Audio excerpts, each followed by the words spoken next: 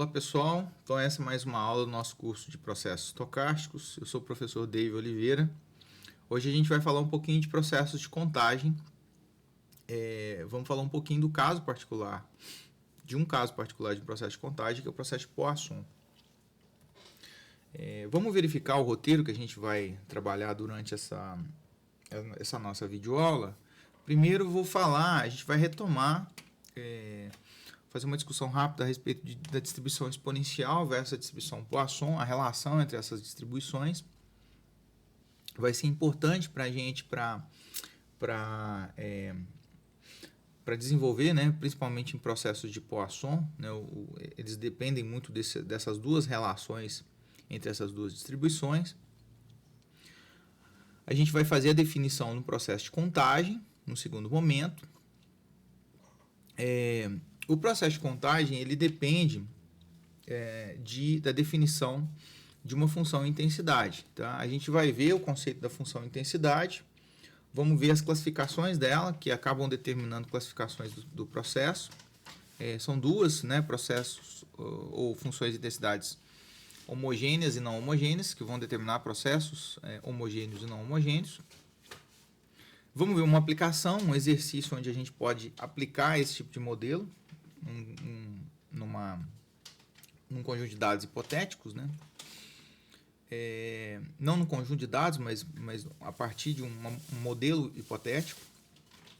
E no final a gente vai explorar um pouquinho da parte de estimação, ou seja, como que a gente vai aplicar métodos de estimação para esses modelos. Ok, então a gente vai começar a respeito da relação entre duas distribuições, a distribuição exponencial e a distribuição Poisson. Lembrando, a distribuição exponencial ela é uma distribuição de probabilidade, né, que modela variáveis aleatórias positivas, tá? E positivas e sob o espaço dos reais, né, reais positivos. E a distribuição Poisson também ela trabalha sobre o universo dos números naturais, né? Modela variáveis aleatórias cujos valores são números naturais. E elas têm uma relação inerente que a gente vai mostrar aqui. Vamos supor, hipoteticamente, que a gente tem aqui um espaço de indexação, tá? Que está associado ao tempo. A gente vai associar inicialmente ao tempo. Portanto, eu tenho um intervalo que vai de 0 a t, que é a maioria das aplicações da distribuição exponencial e da Poisson estão relacionadas a esse universo de indexação. Vamos supor hipoteticamente que a gente tenha alguns eventos ocorridos e eu tenho um registro do tempo de ocorrência desses eventos ao longo da nossa reta, ou no nosso espaço de indexação que descreve o tempo. Então, aqui eu tenho o primeiro evento que ocorreu no tempo t1, o segundo evento que ocorreu no tempo t2, o terceiro evento que ocorreu no tempo t3, assim por diante, até o último evento, o enésimo evento, que ocorreu no tempo tn, que eu vou registrar aqui. Então, eu tenho aqui as ocorrências desses eventos. Esses eventos podem ser eventos de qualquer natureza, né? Desde ligações, né, que é muito comum em call centers a gente modelar via distribuição exponencial e Poisson, né, essa natureza desses eventos, até outros tipos de situações onde a gente pode trabalhar com eventos, né? Então, eu vou definir algumas variáveis aleatórias. Na verdade, a gente vai definir duas variáveis aleatórias a partir desse fenômeno aleatório que a gente está observando. A primeira delas vai ser o número de eventos ocorridos nesse intervalo de tempo. Então, perceba que esse número de eventos ele é um dado que é restrito ao espaço dos naturais. Eu posso não ter nenhum evento, eu posso ter um evento, posso ter dois eventos, posso ter 3 eventos. Nesse caso aqui, né, a gente está supondo que a gente observou N eventos. Esse N de maneira genérica aqui. Esta é uma variável aleatória, né? Por quê? Porque eu posso, como eu disse, posso não ter nenhum evento observado nesse intervalo de tempo. Posso ter 1, 2, 3 e assim por diante. Uma segunda variável aleatória que a gente vai conceituar aqui a partir desse fenômeno é o tempo entre os eventos, o tempo de ocorrência entre os eventos. Então aqui, ó, você veja que até a ocorrência do primeiro evento eu tive um T1, até a ocorrência do segundo evento eu tive um intervalo que vai de T1 a T2, ou seja, T2 menos T1, né, essa diferença, e assim por diante. Então, essa variável aqui, ó, T, ela é uma variável que está definida sobre o conjunto dos reais positivos, enquanto a variável N ela está definida sobre o conjunto dos naturais, ou seja, aqui é um dado de contagem e aqui é um dado contínuo, aqui é um dado discreto e aqui é um dado contínuo. A partir dessas duas variáveis aleatórias, a gente vai propor distribuições de probabilidade para elas. Então, quais serão essas distribuições propostas? No primeiro, na N, a gente vai considerar que essa distribuição é uma Poisson, e na T, a gente vai considerar que a distribuição é uma exponencial, tá? Para modelar a probabilidade de valores sobre essa variável aleatória. Ambas, né, as duas variáveis aqui a serem consideradas, a gente vai parametrizar elas usando o parâmetro lambda. Lembrando que a distribuição Poisson e a distribuição exponencial, elas têm um único parâmetro só de informação, que é o lambda. Então, qual que é a relação entre elas? Se eu tenho uma variável n aqui, ó, e aqui eu tenho uma variável aleatória com essas respectivas distribuições, aqui a gente tem as respectivas funções de probabilidade e de densidade para as duas variáveis aleatórias, lembrando que o espaço de valores aqui da nossa variável aleatória t é sobre os reais positivos, né? E aqui sobre os naturais. Além disso, o meu valor dos lambdas, né, os valores paramétricos possíveis para os lambdas também são positivos, são maiores que zero. E esse lambda é o mesmo. Bem, o que vai acontecer? Qual que é a relação entre essas duas distribuições? Eu vou ter que a esperança de n, uma vez que eu considere a partir do mesmo fenômeno, né, que a gente mostrou anteriormente, a definição dessas variáveis aleatórias, eu vou ter que o valor esperado de n, ou seja, o número esperado de eventos ocorridos naquele intervalo, vai ser lambda, e a esperança do tempo, o tempo esperado entre os eventos vai ser 1 sobre lambda, ou seja, ele é o inverso. Se eu tenho aqui a média do número de eventos, como sendo um valor lambda específico, o tempo entre os eventos é 1 sobre lambda, vai ser o inverso. Então, essa é a relação que a gente tem aqui entre essas duas distribuições. O que faz com que a gente possa migrar de uma para outra na nossa modelagem, ter dados ou só dos intervalos, né? Ou, melhor dizendo, o dado só dos intervalos, né, que é associado à variável t, ou dados sobre as ocorrências, né, o número de ocorrências, que é a variável n. Ok, o que é um processo de contagem? Né, a partir dessa relação entre a distribuição exponencial e Poisson, que a gente vai usar mais à frente, eu vou definir um processo de contagem como sendo o seguinte: é um processo estocástico, ou seja, é um conjunto de variáveis aleatórias indexadas por um índice, como a gente está vendo durante as videoaulas. Nosso padrão de indexação é o I, pertencente a um conjunto de indexação. Esse conjunto de indexação ele será um conjunto contínuo, tá? O nosso espaço de indexação, a gente vai definir ele como sendo na verdade, é um segmento de reta. Eu coloquei aqui de 0 a infinito, mas ele na maioria das vezes, é um segmento de reta dentro desse espaço aqui, começando de 0 e indo até infinito. Então, o nosso espaço de indexação é um espaço contínuo. Precisa ficar claro na nossa proposta de classificação dos processos estocásticos, né? Então, a gente considera que esse espaço de indexação é contínuo. Além disso, né, como a gente está lidando aqui nesse processo com uma variável aleatória, né, a proposta de uma variável aleatória, o suporte dessa variável vai estar sob conjuntos naturais, ou seja, ela é uma variável que poderá assumir valores 0, 1, 2, 3, 4 e assim por diante.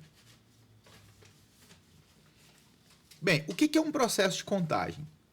O processo de contagem vai ser definido no momento que a gente identificar que essa variável xi ela vai apresentar a contagem de eventos até, essa palavrinha aqui é importante, o tempo i. Ou seja, uma vez que eu definir um intervalo, eu vou definir um intervalo que vai de 0 até i, no meu espaço de indexação, eu vou contar quantos eventos ocorreram até i. O meu processo de contagem ele vai ser definido a partir dessa definição da variável xi como sendo a contagem de eventos até o tempo i. Vamos ilustrar uma função amostra para a gente enxergar como é que funciona esse processo e ver algumas peculiaridades. Tá? Então, começando pelo espaço de indexação é contínuo, aqui a gente tem o eixo contínuo do nosso espaço de indexação, o gama proposto. E os valores de xi são naturais. Aqui eu estou colocando até 5, mas ele, como é o conjunto dos naturais, ele sobe infinitamente aqui. 1, 2, 3, 4, e o 0 também, que não está destacado, mas ele também está presente aqui. Então, a minha função amostra, a gente vai considerar o seguinte. Outro detalhe. Nesse processo de contagem específico, a gente considera que os eventos são não simultâneos, ou seja, eu não tenho a observação de mais de um evento ao mesmo tempo. Sempre os eventos eles são em tempos diferentes. Né? A gente não consegue, pelo menos nesse processo, trabalhar com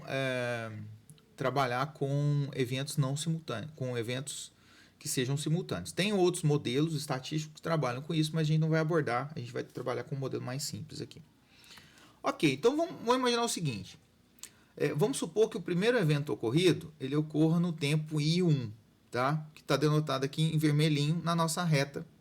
E vamos associar que essa indexação está associada ao tempo, mas é possível também que essa indexação esteja associada ao espaço, tá? Então eu tenho o primeiro evento ocorrendo em I1, eu sei que antes de qualquer variável aleatória com a indexação definida antes do I1, ela vai ser, o valor dela vai ser 0, né, a função amostra. Por isso que ele está em 0 aqui, né, estaria em 0. Até chegar no momento do I1. Quando ocorreu o I1, eu sei que o xi1 agora vai ser 1. Por quê? Porque a contar até o evento I1, até o tempo I1, melhor dizendo, né, eu vou ter um evento observado.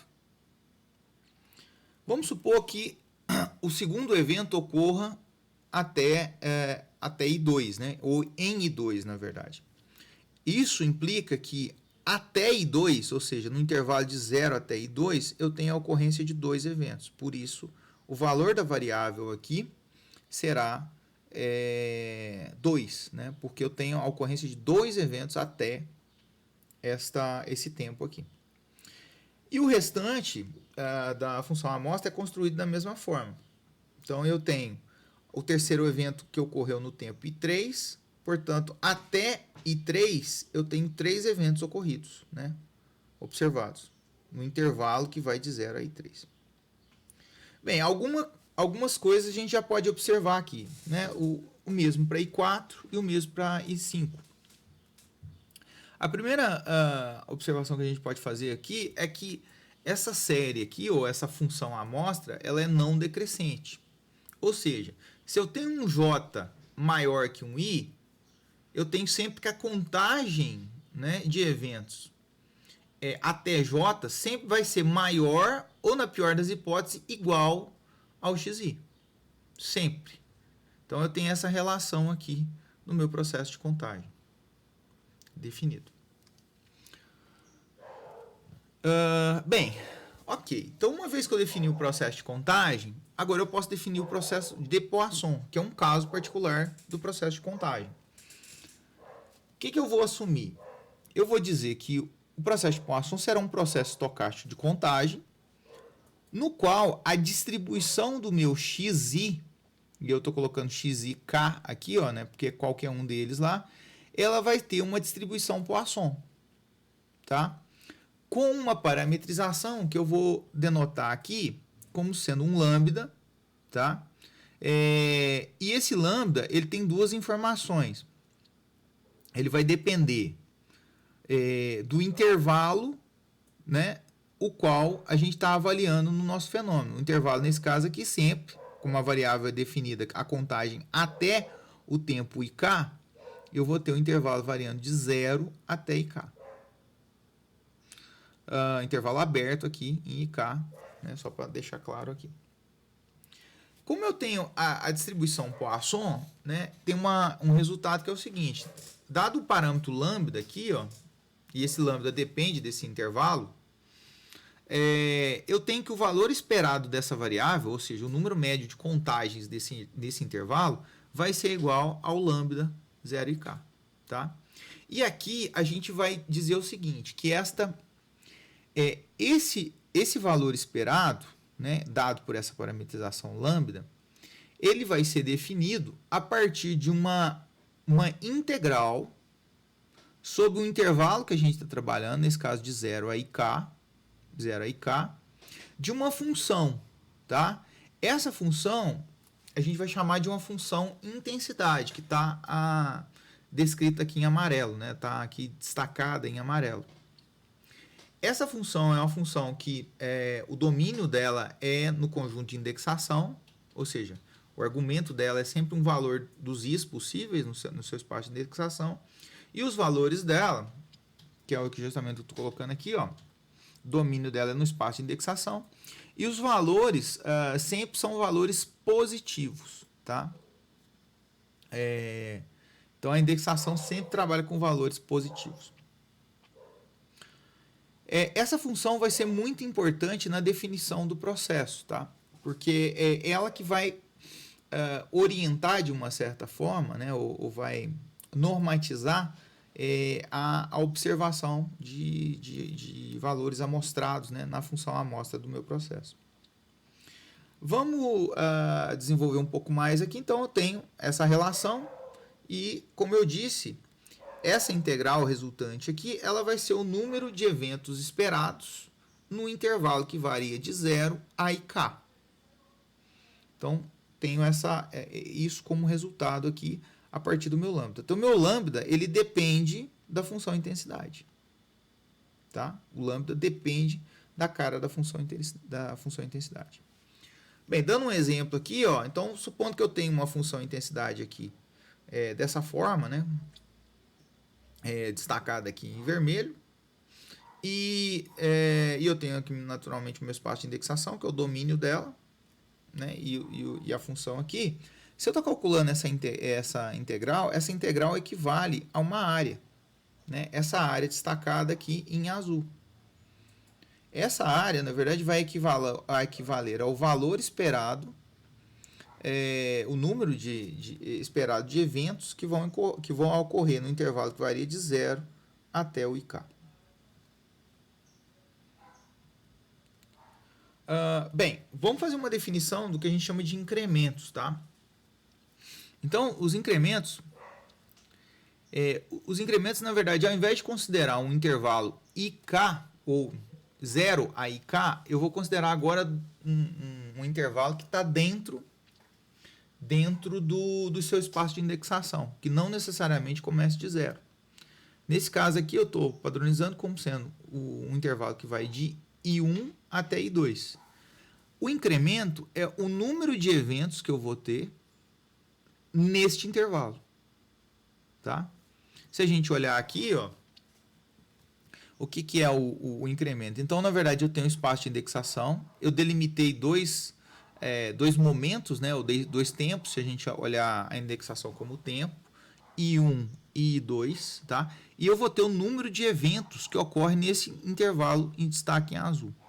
Mas a gente sabe que pela construção do processo de Poisson que a gente fez, ou o processo de contagem mais geral, porque o incremento também é aplicado ao processo de contagem, A gente vai ter que, na verdade, o número de eventos que ocorrer nesse intervalo vai ser o número de eventos que ocorrer até I2 menos o número de eventos que ocorre até I1. Então, com isso, a gente define esses incrementos. Uma outra construção que a gente tem aqui é que, dado esse resultado, e supondo que o meu processo é de Poisson, eu vou ter que meus incrementos também têm uma distribuição de Poisson, cujo parâmetro vai ser o lambda, da mesma forma. Só que o lambda agora vai ser os limites, né, da minha função lambda, do parâmetro lambda, vão ser de I1 até I2 aqui, ó, dos limites definidos no meu intervalo. Também por construção, a gente sabe, por aplicando regras de a propriedade de esperança e calculando, na verdade, as integrais aqui, eu vou ter que esse lambda I1 e I2, que vai ser o número de eventos esperados nesse intervalo, que varia de 1 a I2, ele vai ser o número de eventos esperados de I2 menos o número de eventos esperados de 1.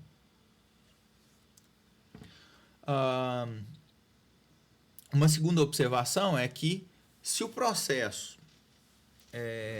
se eu tenho um processo de Poisson aqui, a gente vai considerar que se eu tenho intervalos disjuntos, ou seja, se eu tiver um segundo intervalo aqui proposto e eles forem disjuntos, eles não tiverem nenhuma interseção entre eles, eu vou dizer que esses dois incrementos são independentes, ou seja, que os incrementos são independentes, ou seja, a observação é essa variável aleatória, que descreve o número de eventos nesse intervalo azul, vai ser independente da variável aleatória que descreve o número de intervalos, número de eventos no intervalo I3 a I4, e ela será independente da prévia variável aleatória que a gente considerou. Ok, avançando um pouco mais, vamos falar um pouquinho sobre a função intensidade. Afinal de contas, a gente definiu ela para se definir, né, o valor esperado do número de eventos no intervalo, né, no processo de Poisson. Eu tenho dois tipos de processo de Poisson. Eu tenho um processo de Poisson chamado homogêneo e uma segunda tipificação que é chamado de não homogêneo. Como que essa nomenclatura é dada? Ela é dada em função do tipo da sua função intensidade. O primeiro caso, no homogêneo, ele é classificado como homogêneo uma vez que a sua função intensidade seja constante em relação a I. Ou seja, ela é uma reta, nesse caso aqui, ou se você tiver uma indexação de multivariada, né, um hiperplano, paralelo, né, ao plano do domínio, né, ao hiperplano do domínio da sua variável de indexação, né, do seu índice. E se ela for constante, né, eu classifico esse processo como processo de Poisson. Nesse caso, ela é similar a trabalhar com uma variável aleatória com distribuição Poisson. Um caso onde os valores das variáveis, das observações, são independentes. Então, basicamente, a gente retoma, né, a disciplina de probabilidade de inferência, onde a gente estuda de uma maneira mais elementar possível esse tipo de fenômeno, né, de número de eventos ao longo do tempo. O caso não homogêneo, que é o mais interessante, ele permite que a gente, a partir da indexação, a gente tenha uma função intensidade que seja que a gente chama não homogênea, mas que vai ser não constante em I. Ou seja, ela vai ter variações aqui ao longo do seu domínio. E isso é interessante, porque essa função intensidade, ela, do ponto de vista conceitual, ela vai influenciar o termo é a intensidade de observação dos eventos num determinado intervalo. Então, se ela varia, é natural em alguns fenômenos que essa intensidade varie ao longo do tempo ou ao longo da indexação. Em alguns locais o evento ocorre com mais frequência, em outros locais o evento ocorre com menos frequência. Ok, então a gente avança aqui para uma aplicação, tá? Onde a gente pode trabalhar com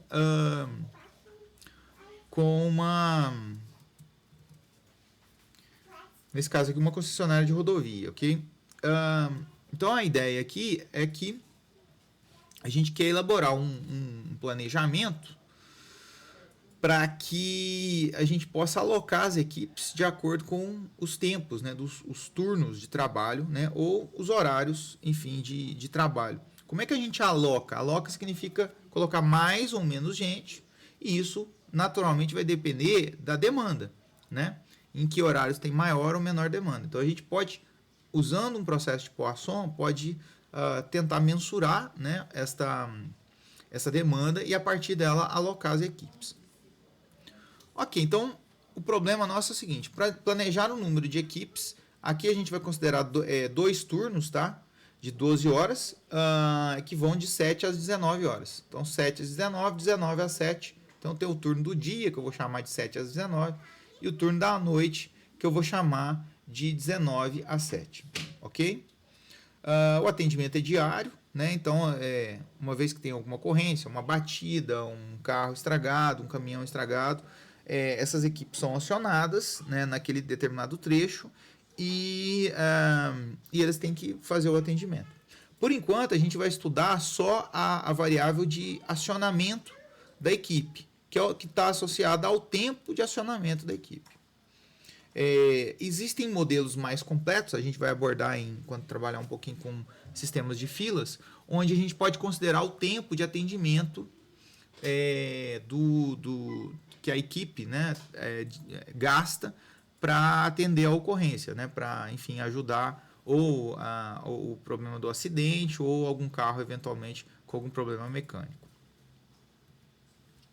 A gente vai usar processo de Poisson aqui para fazer essa modelagem. Ok.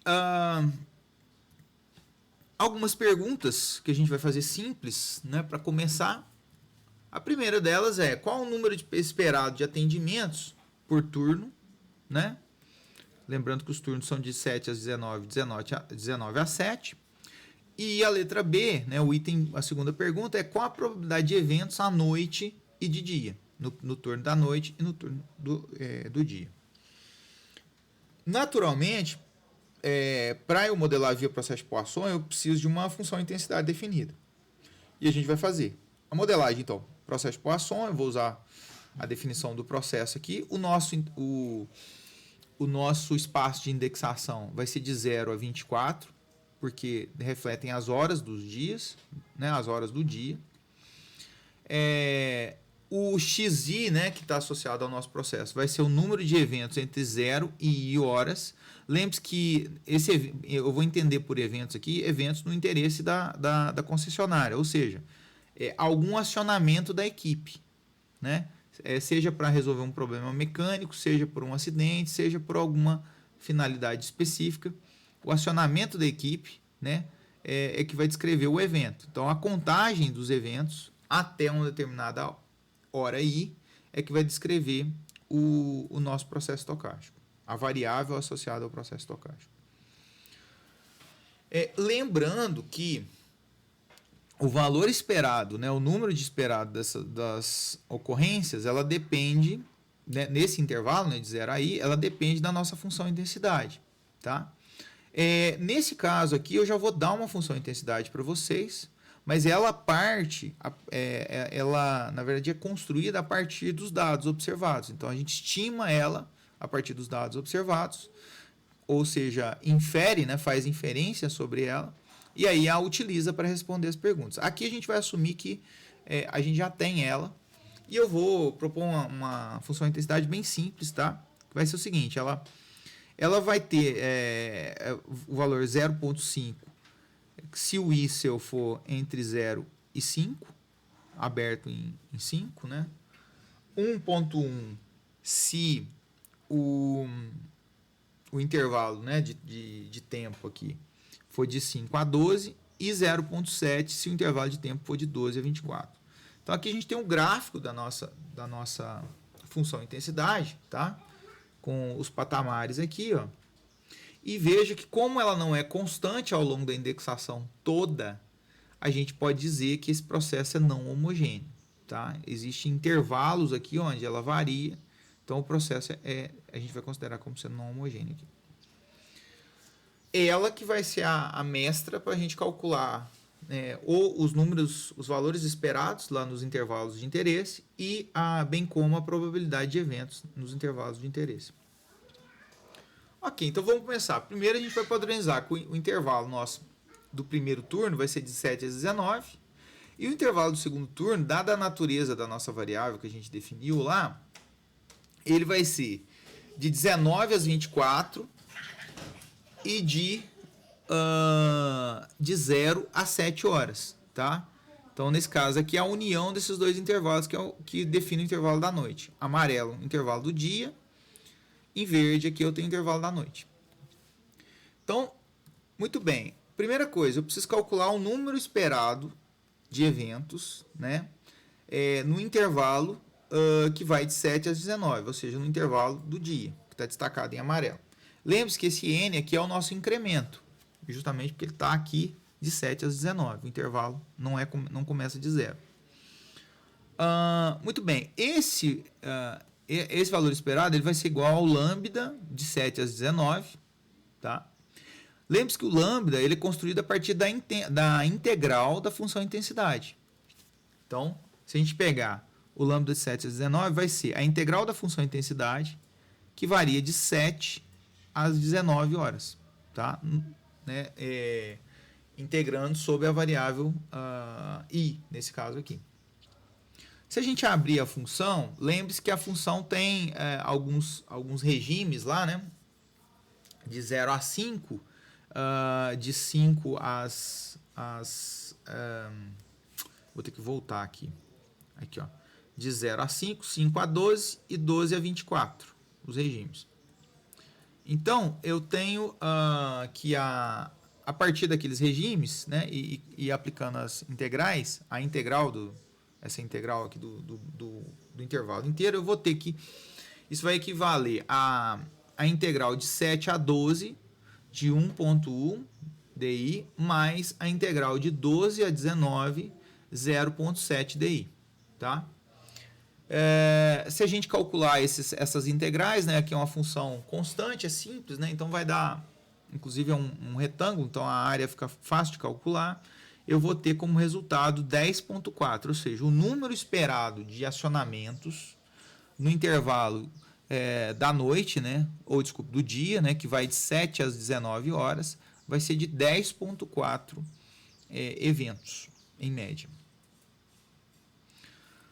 O segundo vai ser o número esperado de eventos acionados no turno da noite. Lembre-se que ele é a união daqueles dois intervalos, né, de 19 a 24 e de 0 a 7. Portanto, ele vai ser a soma do número esperado de eventos de 19 a 24, mais, né, nesse caso, o número de eventos, né, entre 0 e 7. Se a gente usar o mesmo raciocínio, então vai ser os lambdas respectivos a esses incrementos, né? Lambda de 19 a 24 mais lambda de 0 a 7. Lembre-se que esses lambdas são calculados em função da sua função de intensidade. Então, fazendo o desenvolvimento, eu vou ter que o lambda de 19 a 24 vai ser a integral da função de intensidade, né, com i variando de 19 a 24, mais a integral respectiva ao segundo lambda, a integral da função de intensidade variando de 0 a 7 sobre a variável i. Se a gente aplicar, né, os valores da função intensidade como definida, né, no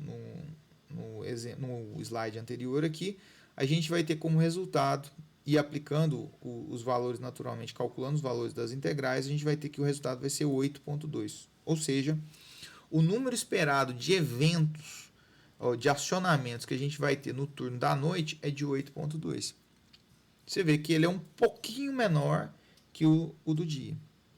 Então, isso já pode dar um dimensionamento para a gente de quantas... De qual a carga maior de trabalho que a gente tem no intervalo do dia, no turno do dia, em relação à noite, pelo menos sob essa dimensão de acionamentos. Ok, vamos para o item B, que era agora sobre a probabilidade de ocorrência de eventos nesses dois turnos, né, nesses dois intervalos. Então, lembre-se que a variável n, que é o que determina o número de eventos num intervalo geral, né, ela vai ter uma distribuição Poisson, tá, com um parâmetro lambda que vai depender do turno. Ou seja, vai depender do intervalo que você tá querendo calcular a probabilidade desse n.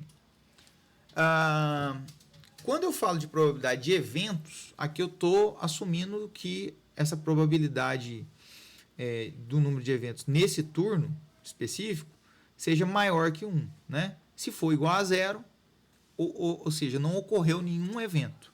Se for maior que 1, significa que ocorreu um ou mais eventos. Então, a gente tem aqui... desculpa. Aqui eu estou falando eventos do plural, tá? Por isso que é maior que 1. Se for 0 ou 1 evento só, né? Ou um acionamento, que é o que eu estou definindo aqui, a gente não vai considerar. O evento que a gente está... de probabilidade que a gente está destacando em N aqui é o evento ser maior que 1. Ou seja, 2, 3, 4, 5 acionamentos. Por isso o termo plural, né? A probabilidade de eventos. Vamos ver de dia, né? No turno do dia. Como é que seria no turno do dia? Bem, o turno do dia vai de 7 às 19. A gente já sabe o valor esperado que a gente calculou no item anterior. Que deu 10.4. Então, a probabilidade do n ser maior que 1, se ele tem a distribuição Poisson, na verdade, vai ser 1 menos a probabilidade do n ser igual a 0, mais o n ser igual a 1, né? Afinal de contas, estamos lidando com eventos, plural, mais de um evento. E o n, a gente sabe que tem distribuição Poisson, então a gente aplica essa probabilidade à função de probabilidade da Poisson. Aplicando a função Poisson para o valor de 0 e 1, aqui, o 10.4 é a nossa taxa, ou o valor esperado de eventos no intervalo que varia de 7 a 19, que a gente calculou previamente. Se a gente calcular esse valor aqui, vai dar 1 menos 11.4 elevado a 10.4 negativo. Esse valor vai dar um valor bem próximo de 0, tá? Bem pequenininho. Desculpa, bem próximo de 1, melhor dizendo. Ou seja, há uma grande chance, né? Uma altíssima probabilidade de atendimento de ocorrências no turno do dia. E à noite? À noite o processo é similar. Então, eu tenho a única diferença que a gente tinha, esses intervalos lá que estavam na função de intensidade, eu tinha que tomar eles, né, de maneira diferenciada, né? Mas no turno da noite a gente chegou à conclusão que a taxa esperada era 8.2, né? Calculando a probabilidade de interesse, que é a probabilidade de eventos, a probabilidade do n ser maior que 1, então eu vou ter a mesma construção, né? Eu vou ter que 1 menos a probabilidade de n ser igual a 0, mais a probabilidade de n ser igual a 1. Aplicando a distribuição Poisson que eu tenho como definida aqui para um processo de Poisson, eu vou ter que o valor vai ser 1 menos, aqui aplicada a função probabilidade de Poisson, lembrando que a taxa é 8.2, né, que a gente chegou, para os dois eventos, né, a probabilidade do n ser igual a 0, que é o primeiro termo, a probabilidade do n ser igual a 1, que é o segundo termo, e isso vai equivaler a 1 menos 9.2 vezes e elevado a menos 8.2, que também dá um valor altíssimo aqui de evento, de probabilidade, né, na verdade, em torno quase 100% aqui. Ok. Vamos comentar, eu vou falar aqui de maneira geral e vou falar rapidamente um exemplo específico sobre o processo de estimação, tá? Em processos de Poisson.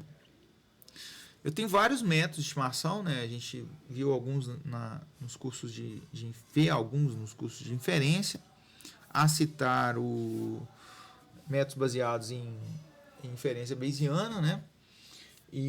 Mas tem outros métodos, né? Métodos de momentos, enfim, tem outros métodos que a gente pode trabalhar, mas a gente vai trabalhar aqui com a máxima verossimilhança, tá? Que talvez seja um dos mais difundidos, que é o que a gente vai focar aqui. Basicamente, eu tenho, para fazer a estimação em um processo de Poisson, o que eu preciso fazer é identificar ou estimar, né, a função intensidade, a cara da função intensidade. Para isso, eu tenho duas abordagens. Eu tenho uma abordagem paramétrica e uma não paramétrica. A gente vai trabalhar com modelos aqui com modelos paramétricos. Ou seja, eu vou ter uma forma para essa distribuição aqui, ó, que vai ser construída em função de alguns parâmetros. E essa função vai ser construída a partir desses parâmetros. Portanto, a inferência, a estimação, né, dessa função de intensidade vai nos remeter à inferência sobre esses parâmetros aqui. Ou seja, a gente vai propor que a nossa função de intensidade agora ela vai ser uma função de intensidade de I, que é o argumento, dado parâmetros, eu vou denotar aqui como sendo beta, parâmetros beta, que vão definir a forma da nossa função de intensidade. Onde esse beta ele é um vetor paramétrico, ou seja, ele pode ser um ou mais parâmetros.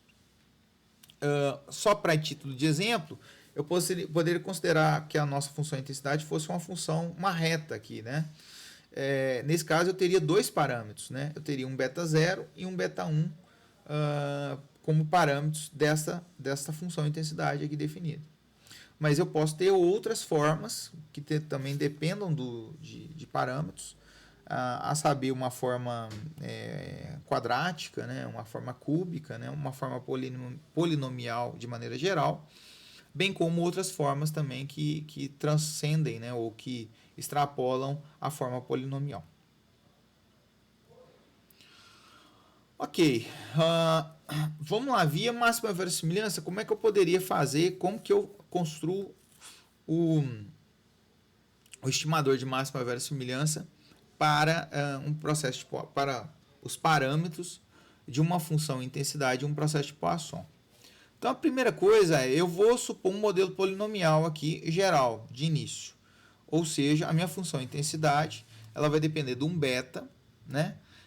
E ela vai ser descrita como sendo I vezes beta, onde I é um vetor dessa forma aqui, um vetor linha.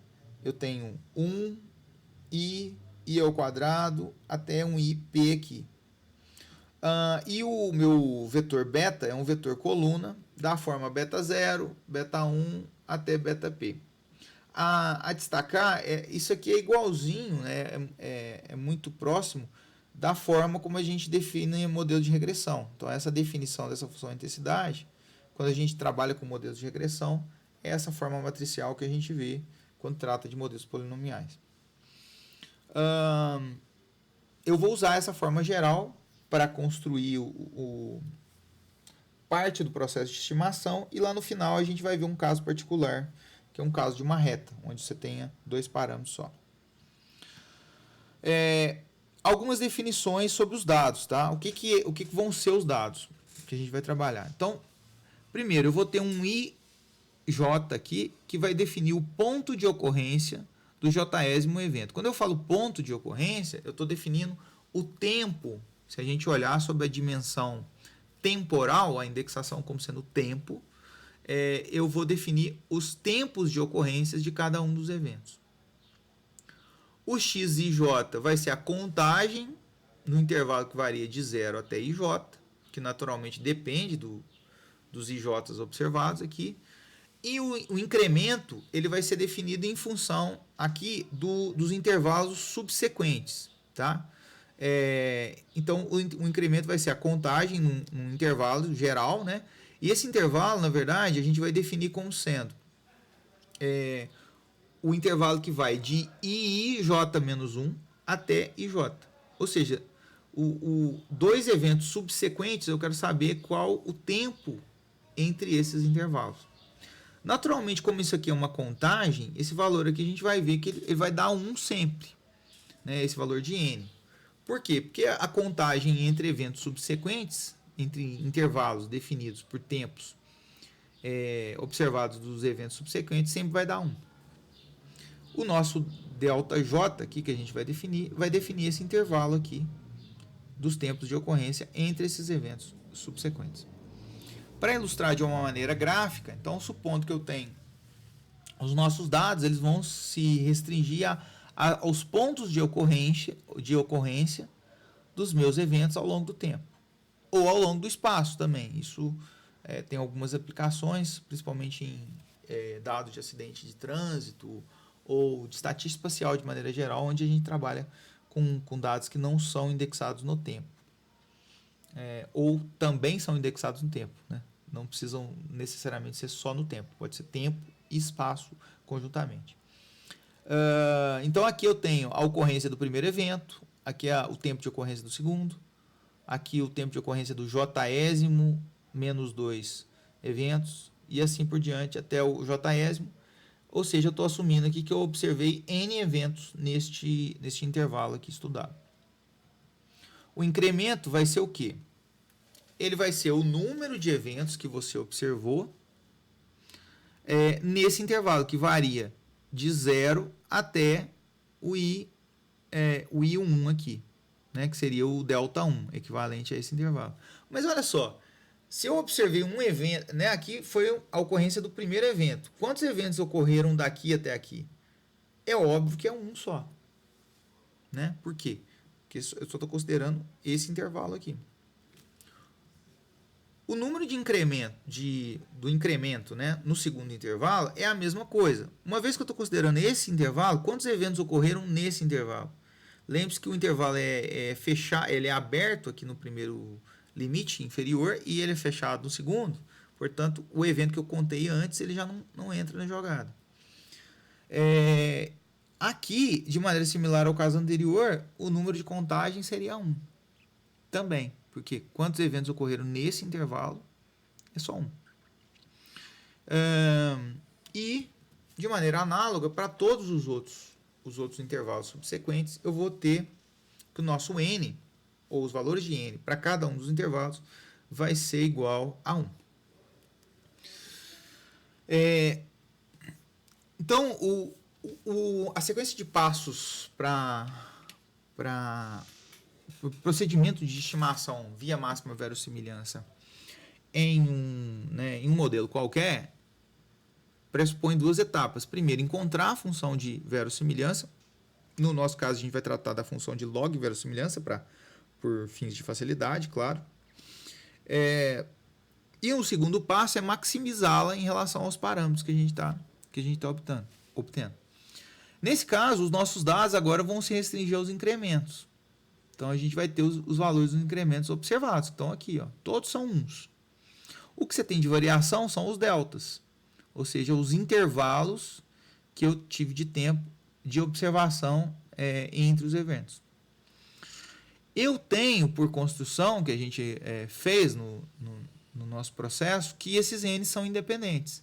Portanto, eu posso trabalhar com o produtório das probabilidades desses N's aqui. Assumindo isso, então, eu tenho que a função de log verossimilhança vai ser o logaritmo do produtório com o J variando de 1 até N, da probabilidade do N para cada um dos intervalos que eu observei ser igual a 1.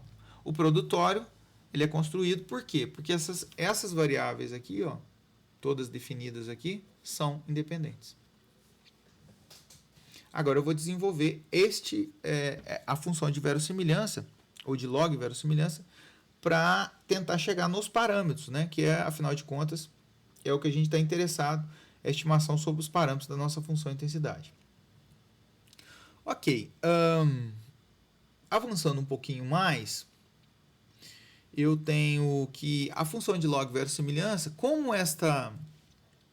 eu sei que essa contagem aqui tem uma distribuição Poisson, né, o nosso N de um ΔJ genérico aqui, ele tem uma distribuição Poisson, eu vou aplicar essa distribuição Poisson, considerando que o meu N observado é igual a 1. Então, se a gente aplicar, a gente vai ter que o resultante vai ser o logaritmo, né, do produtório de J variando de 1 até N, aqui a distribuição Poisson aplicada. O 1 fatorial e esse 1 no expoente são referentes ao número de valores observados. Aí sobrou o quê? Sobrou o E elevado a menos lambda delta J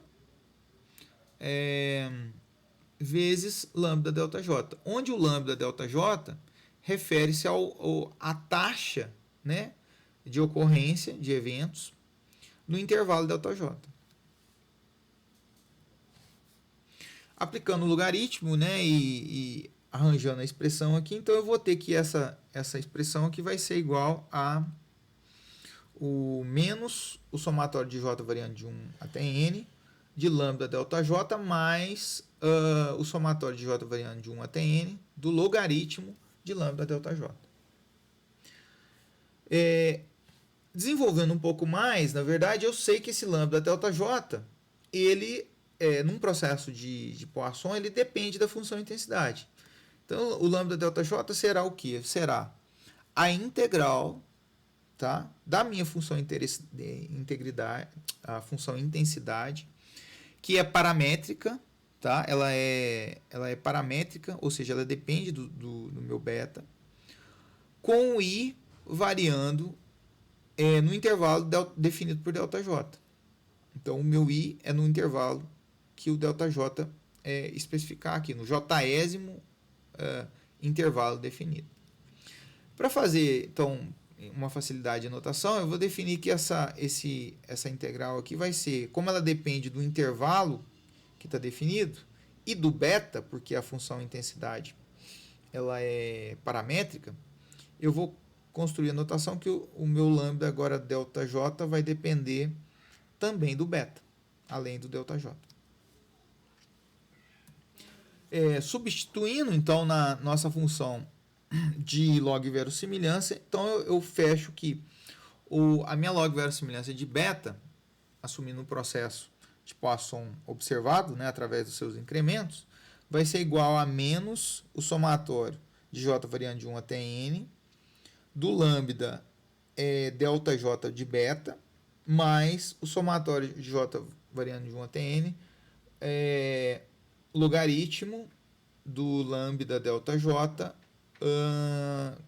como, né, com beta como argumento aqui. Desenvolvendo agora veja, eu cheguei na função de log verossimilhança em função dos meus betas. Então, aqui eu tenho que essa função é em função dos meus betas. Só lembrando que os meus ΔJ são observados, porque eles são os dados. Né, os intervalos entre os eventos subsequentes, que descrevem os ΔJ, eles são observados. Bem, continuando um pouquinho, agora eu vou fazer a segunda etapa, que é o processo de maximização. Para fazer a maximização, eu preciso de calcular a derivada da função de log verossimilhança e resolver o sistema resultante igualado a zero, né? Que pode ser uma equação, se for um parâmetro só, ou várias equações, um sistema de equações, se for vários parâmetros. Bem como a função pode ser ou não linear, né? Ou o sistema pode ser ou não linear. Se eu calcular a derivada, aplicar a derivada à nossa função log verossimilhança obtida, eu vou ter como resultado que eu vou ter o somatório de I, aqui na verdade é J, tá? Aqui houve um erro na notação do somatório, aqui é J, aqui também vai ser J. J variando de 1 até N, negativo, o somatório da derivada do ΔJ como função de beta, em função de beta, em relação a beta. Mais o somatório do J variando de 1 até N, de 1 sobre lambda ΔJ de beta, vezes a derivada de lambda ΔJ de beta em relação a beta. Então, essa função aqui é a mesma dessa aqui.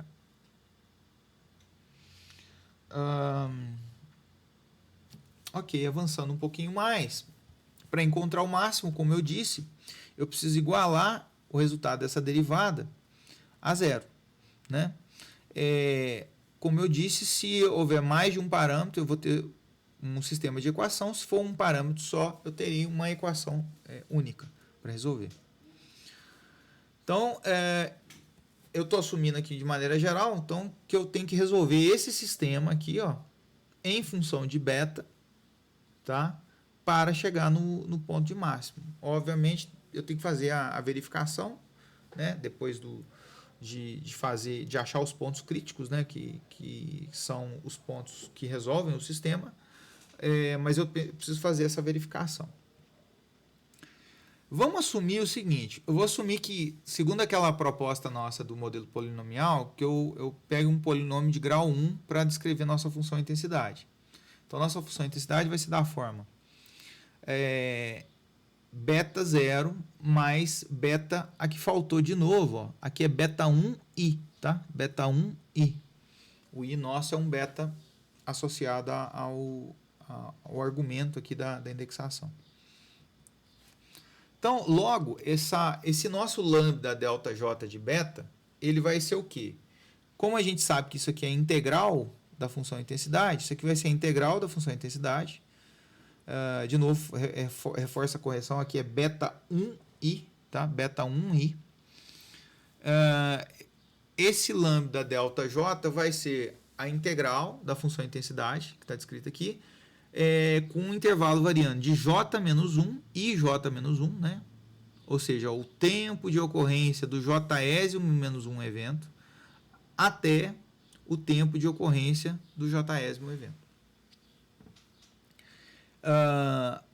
Resolvendo essa integral, então o resultado que a gente obtém é beta 0, que é esse beta 0, vezes a diferença dos dois intervalos aqui, né? O ij menos o ij menos 1, mais beta 1, como eu disse, esse beta aqui é beta 1, dividido por 2 vezes ij ao quadrado menos ij menos 1 ao quadrado. Então, esse é o resultado da nossa integral, tá? Aqui eu estou só integrando para achar o nosso lambda delta j para essa situação, tá? Se o modelo fosse diferente, eu teria um outro resultado aqui. Calculando a derivada delas, a derivada em relação a beta 0, né? Lembre-se que a gente vai precisar da derivada, das derivadas dessa função em relação a beta 0 e em relação a beta 1 para se obter o sistema e resolvê-lo. Então, a derivada vai dar, no caso em relação a beta 0, vai dar ij menos ij menos 1, por quê? Beta 0 é a derivada aqui, ó, em relação a beta 0, esse é o fator multiplicando, então ele está aqui, isso aqui não tem beta 0 nessa expressão, portanto a derivada é 0, anula-se. Em relação a beta 1, o fator multiplicativo aqui do beta 1 vai ser o 2, ou melhor, o ij elevado ao quadrado menos o ij menos 1 elevado ao quadrado, dividido por 2, tá? Ele é o fator, aqui não tem nenhum beta 1, portanto é zerado, a derivada resultante é essa. Agora eu vou encaixar essa derivada, tá? Essas duas derivadas, no nosso sistema que eu preciso resolver. Então, retornando ao sistema em destaque em azul, que a gente construiu, eu vou ter uma equação em relação a beta 0 e uma equação em relação a beta 1. Em relação a beta 0 vai ser o somatório, com j variando de 1 até n, de... Aqui é o resultado da derivada, né?